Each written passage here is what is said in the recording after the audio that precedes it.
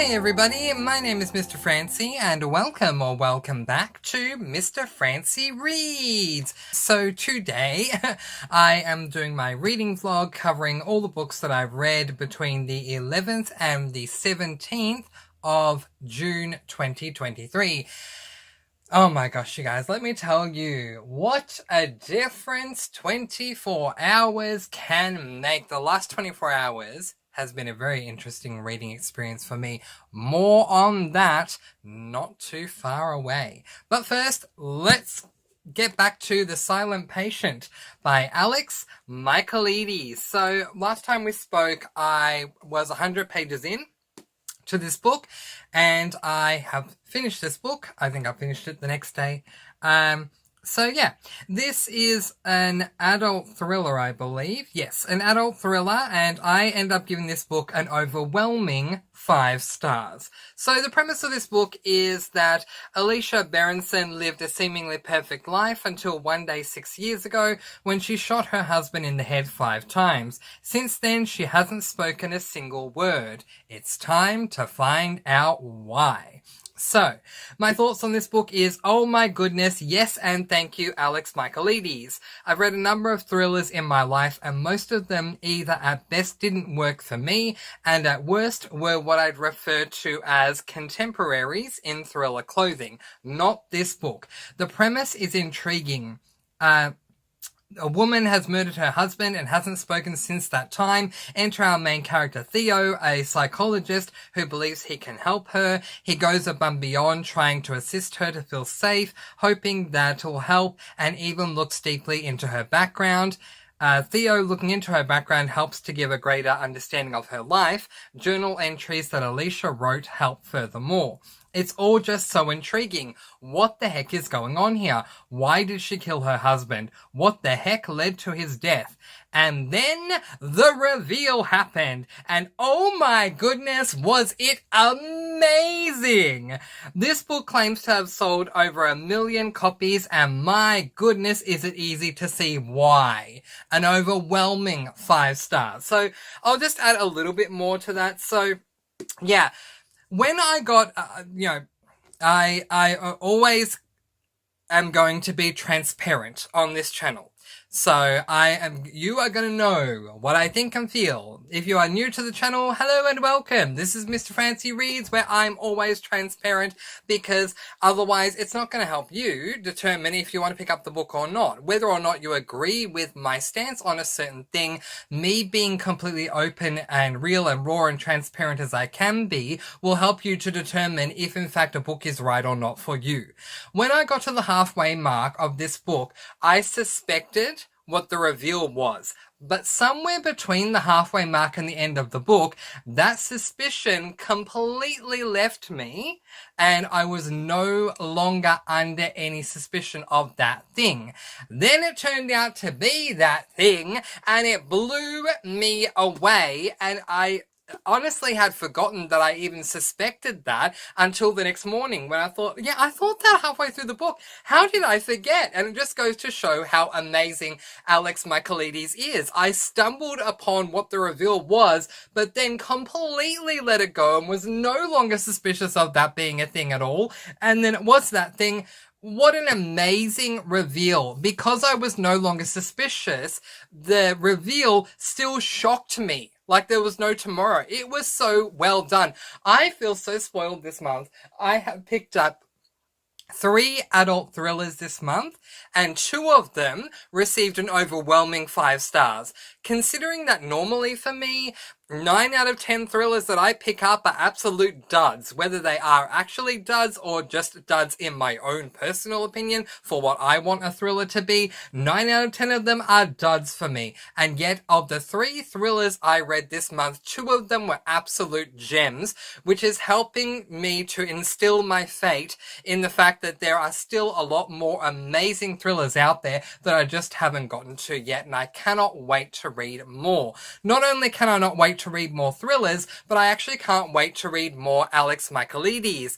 I plan to read The Maidens very soon, and y'all have been telling me that while The Silent Patient was good, which obviously I gave it an overwhelming 5 stars, so I agree with those who say it was a good book, that The Maidens is even better. So I am incredibly excited to see what Alex Michaelides turns out with The Maidens, given how amazing the reveal was for me in this book, The Silent Patient. An overwhelming 5 stars from me. And hello thrillers, I am back and ready to read your genre and filled with so much eager anticipation that for the longest time I was no longer anymore. I came into 2023, to give you a little bit of backstory, with only one thriller that I had read in the last 2 years, 3 years, 2021, 2020, 2021, and 2022. Only loving, with an overwhelming 5 stars, only loving one thriller. And that was The Woman Outside My Door by Rachel Ryan. There was no other thriller I'd read that I gave an overwhelming 5 stars to. The Guest List by Lucy Foley came close, but ultimately I reread that book and gave it 4 stars. But any other thriller I'd picked up did not receive an overwhelming 5 stars. But oh my goodness, am I ready to read me some more thrillers. 5 stars for The Silent Patient by Alex Michaelides, and I highly recommend it if you are looking for a thriller that is going to intrigue you and keep you on the edge of your seat all the way through to the end, and then when you get the reveal, you're even more on the edge of your seat. You're so close to the end of the seat that you're about to fall off the seat. So good. So well done. Alright, so the next book that I picked up helped me to complete a series on my SAS list, which was this book, Mums and Mayhem by Amanda Flower. This is an adult cozy mystery, and I gave this book 2 stars, and as I say, was the final book in that series. I have gone ahead and filmed my completed SAS list review of that series, so you can look forward to seeing that at some point in the near future, if you haven't already. No, you haven't already, but you are going to be seeing it very soon. I think it's about a couple of videos away only. So there you go. You'll get a lot more insight into my thoughts and feelings on the whole, overall, for the series, as well as specific thoughts and feelings for every single book. Alright, so let's talk about this one. The premise of this third and final book in the series is that world-famous fiddle player, Barley McPhee, arrives in blustery Belwick, Aberdeenshire, Scotland, for a grand homecoming concert organised by jeweller Bernice Brennan. Fiona Knox, owner of the Climbing Rose flower shop, is starting to regret volunteering to help with the concert. Bernice is an exacting taskmaster, and Fiona has enough tension dealing with her parents, who have travelled from Tennessee to visit Fiona and her younger sister Isla, and to reveal a secret about Fiona's birth. But when Barley is found dead in his trailer during the concert's intermission, and his death is shockingly tied to Fiona's father, Fiona discovers there are more secrets surrounding her family than she realized. Okay, so that is your premise. Now let's talk about my thoughts. Honestly, I'm just glad that I finished off the series. Towards the end, Fiona was really starting to get on my nerves, and the lack of world building with the magic of the garden annoyed me a lot. You'll hear a lot more about that in my completed SAS list review of this series. The lack of world building with the magic system, when you call this series the Magic Garden Mystery Series, really annoyed me. If you've followed me long enough, you know that if you're going to title a series something and that thing isn't given enough time in the series to develop, that's going to annoy me, and I'm going to feel cheated because I've gone in with certain expectations because you're naming the series a certain thing and that certain thing is not the main focus. So that did annoy me. The murder was meh, the reveal was meh. All in all, this was a letdown as the final book in the series, and I'm just thankful I didn't pay for the hardcover. For those of you who don't know, I was mentioning this in my TBR video. I have the paperback of Flowers and Foul Play, Book 1, and the paperback of Book 2, which I've momentarily forgotten what it's called. But Book 3, Mums and Mayhem, is only available as a hardcover. It's not available as a paperback, and it is incredibly expensive, so I wanted to listen to the book first and then decide if it was worthwhile spending that amount of money or not. For me, turns out it wasn't, so I'm glad I didn't take the risk and purchase it anyway. I will not be purchasing the hardcover of this book. Okay, I enjoyed every moment we got with Police Chief Neil Craig, who is the love interest of the series, but all in all, the series was a letdown for me because I know how amazing an author Amanda Flower is. I'm glad I can cross it off my list of Amanda Flower series though, but not a book or series I'd want to read again anytime soon. 2 stars. Yeah, so I love Amanda Flower. She is without a doubt my favourite female author of all time. I have a goal like I used to with my dear Mr. Brandon Sanderson, aka my favourite male author of all time. I had a goal to read all of his works and get up to date at one point. I don't anymore, but I did in the past. And now I have that goal with Amanda Flower. I want to read everything that my favourite female author has written. This is a series she wrote. So, one pro is I'm glad I can cross this series off my list as having read it. It was Amanda Flower series. I've read it. I'm happy about that. But overall, I was not happy with the book. I was not happy with the series. This book got 2 stars, and you can check out my CSL Completed SAS List review of the Magic Garden Mystery series for a lot more information on this very disappointing series. Okay. So the next book that I picked up was this book, How to Elude a Vampire by Alice Winters. Okay, I'm going to categorize this book as a adult, male, cozy mystery with a spice level of 5 out of 5 chilies. Okay, so I know that sounds like a major contradiction, but it's a contradiction that to me very clearly and succinctly defines what this series has been for me so far. There are moments of spiciness that occur. In book 1, How to Vex a Vampire, there was one moment of spiciness that occurred that was 5 out of 5 chilies worth. Incredibly spicy. In this particular book, there are spicy scenes that probably occur about 3 or 4 times throughout the course of the book, so a whole lot more. But when we're not dealing with spicy moments, it reads like a cozy mystery to me. So as much as it contradicts everything, saying that it's a male cozy mystery, male spicy cozy mystery with the spicy level on 5 out of 5 chilies, that's exactly what it is.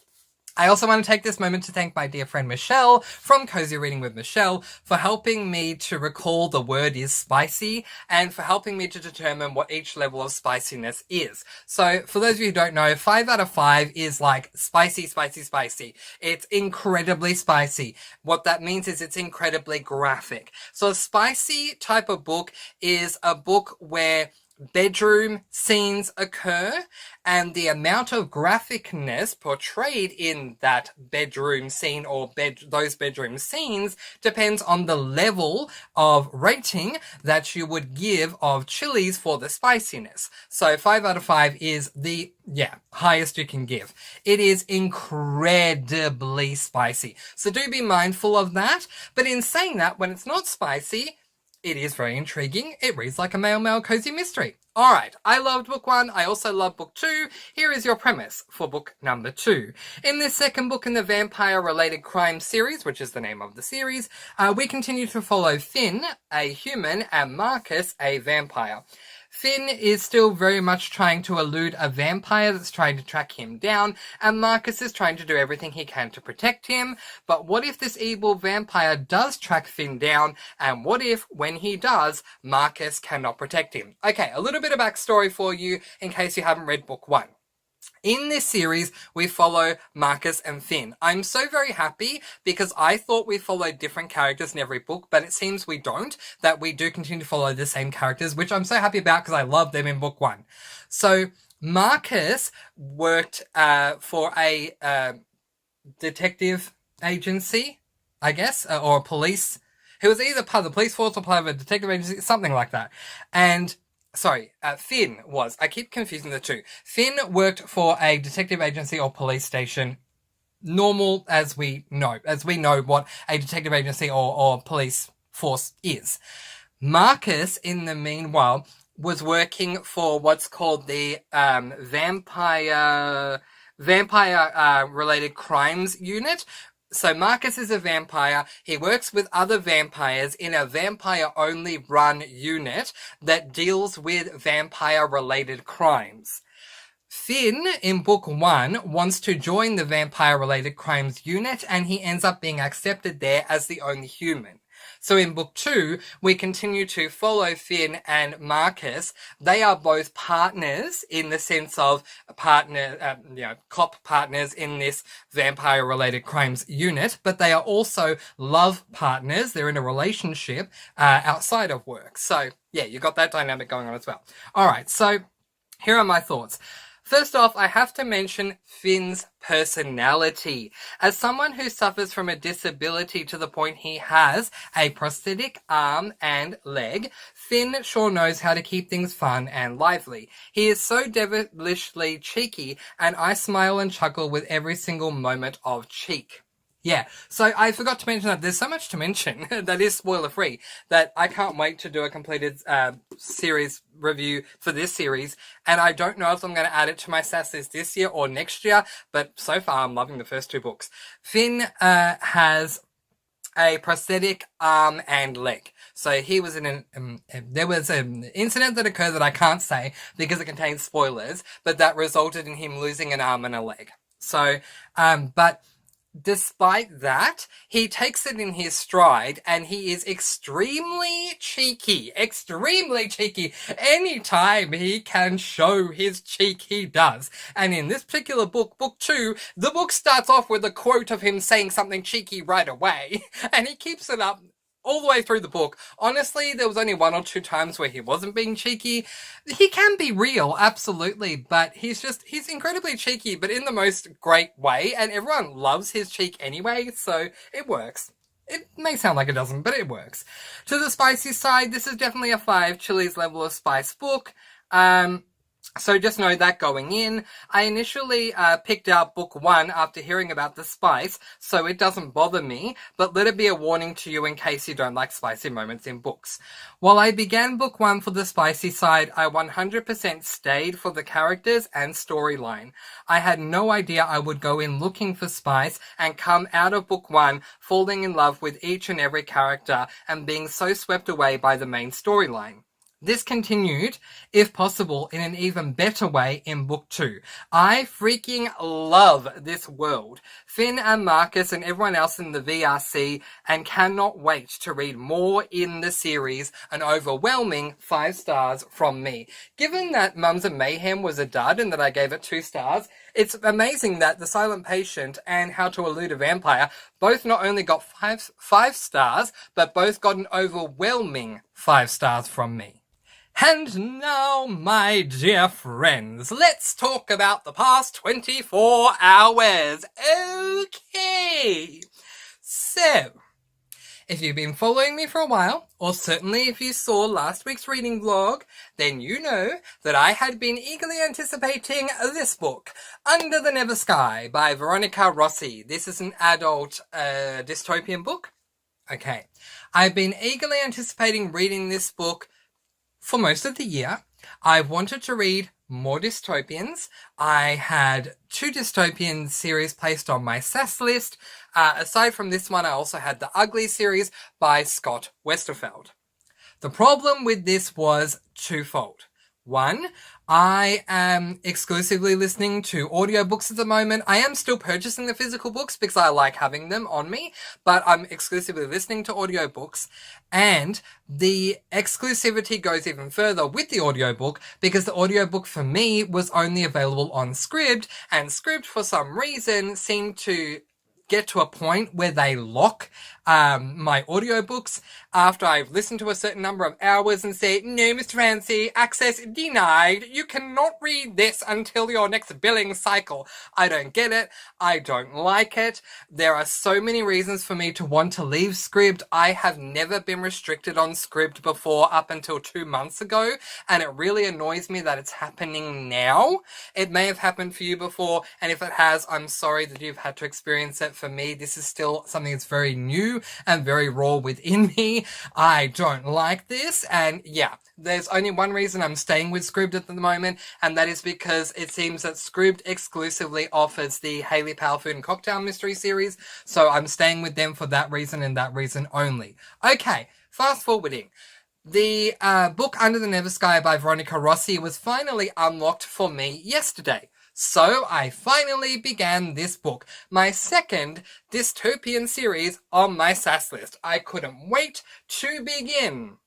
I started the book and was extremely confused. I felt like I was thrown into a world where I had no idea what was going on, and I was being forced to run alongside the characters and work out what was going on. I have experienced this before. That is fine. I can do that. I can wait. I can be patient. However, and it's a big however, I cannot be patient after an hour of the audiobook has gone by.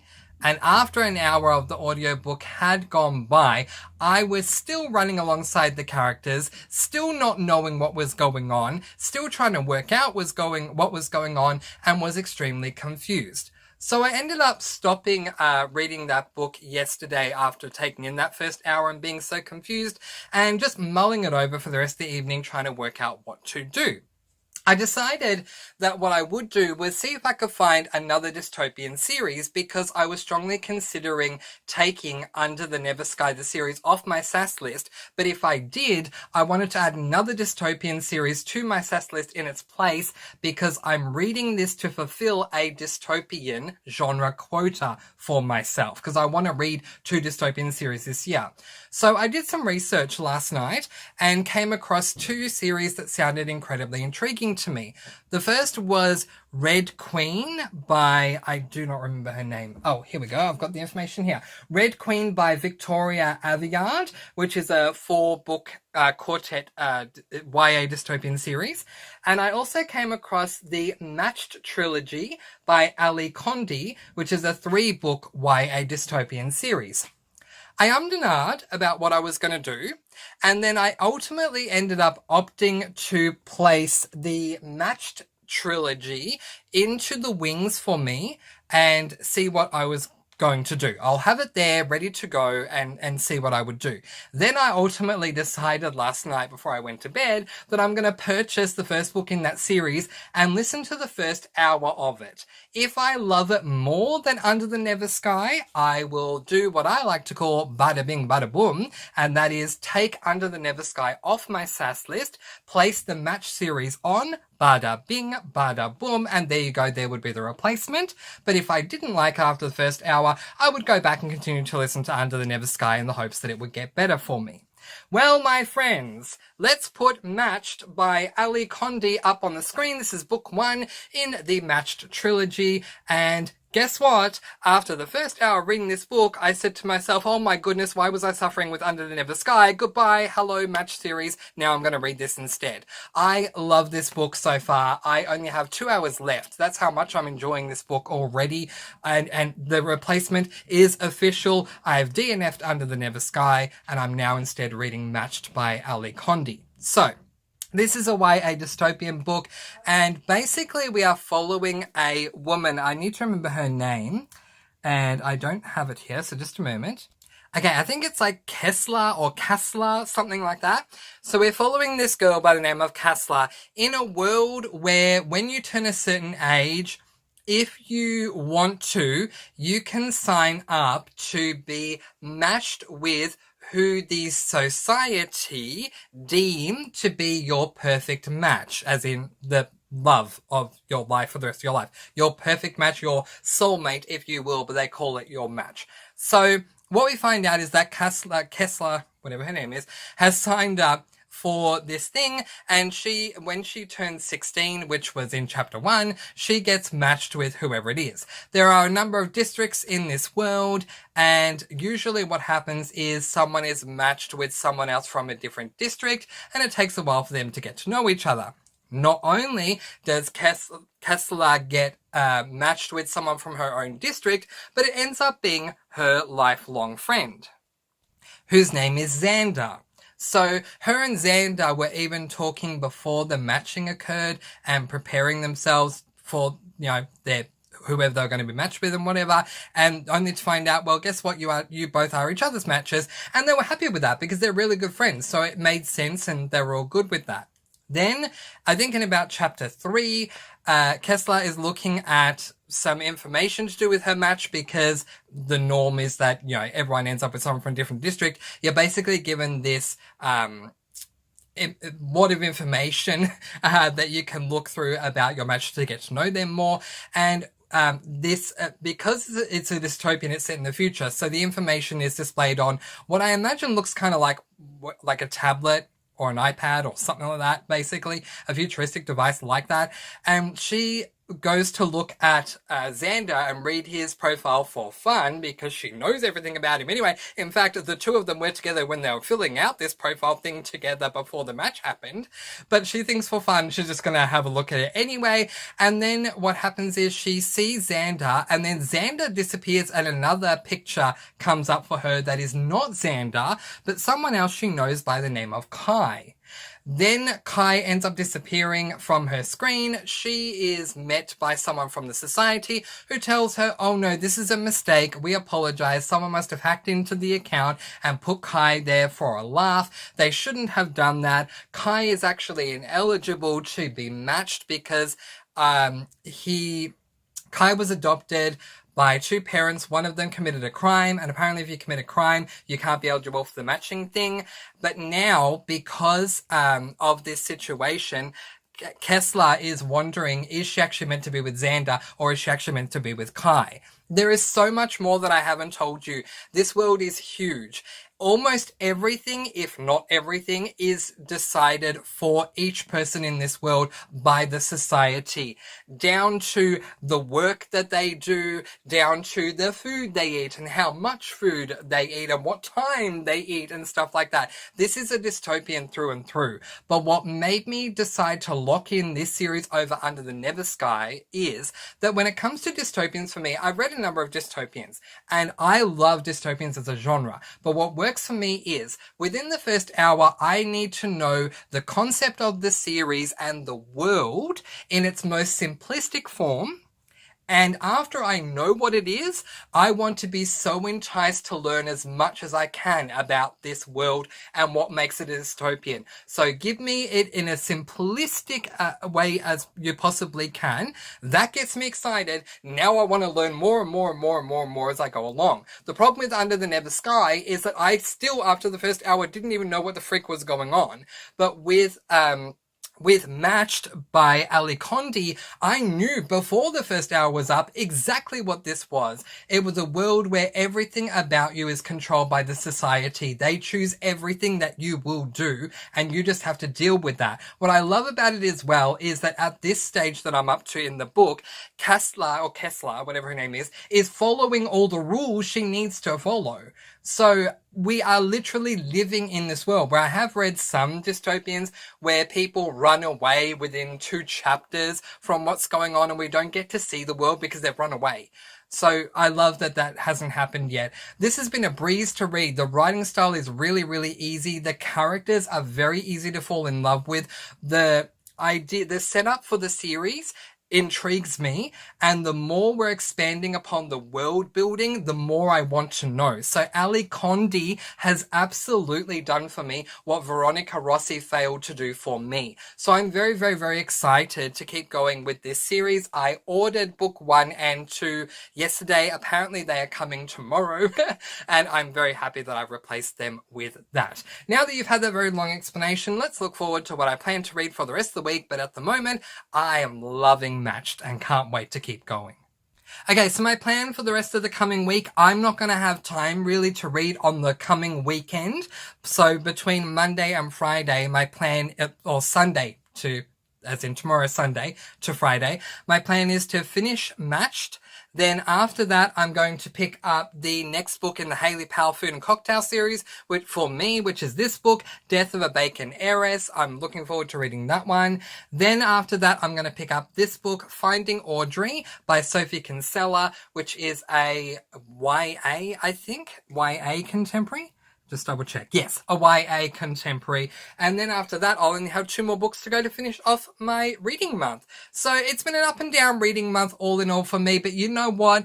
I not only advocate DNFing, but I advocate it even more given the experiences I've had. Most of the time, 9 times out of 10, when I DNF a book, the next book I pick up is amazing and it validates my DNFing. And once again, that was the case with DNFing Under the Never Sky and picking up Matched by Ali Condi. So how's your reading week going? Let me know in the comment section below. But in the meantime, that is where I am going to leave it, letting you all go with peace, blessings, and so much love. Please do be kind and love one another and spread your sparkling energy all throughout the world. And until next time, happy reading. Bye everyone.